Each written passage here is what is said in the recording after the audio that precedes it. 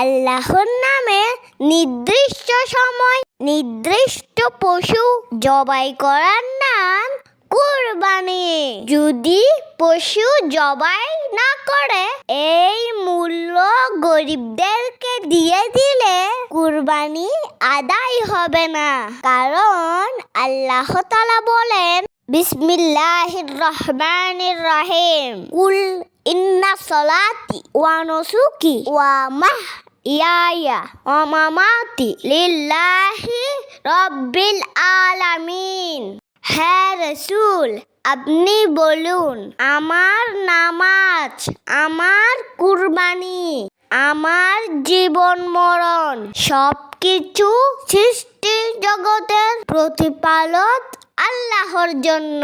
প্রশ্ন, কুরবানি কখন দিতে হয়? প্রাপ্তবয়স্ক সুস্থ বিবেকে প্রত্যেক মুসলিম নারী পুরুষ 10 জিলহজ থেকে 12 জিলহজ পর্যন্ত সময়ের মধ্যে নেশাব পরিমাণ সম্পদের মালিক হলে তার উপর কুরবানি করা ওয়াজিব।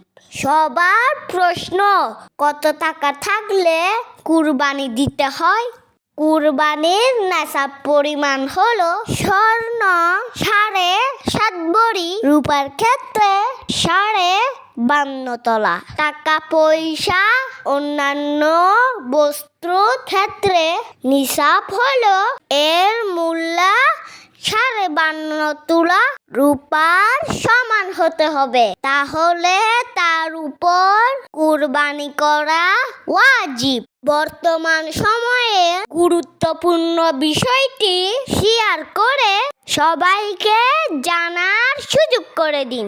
ধন্যবাদ।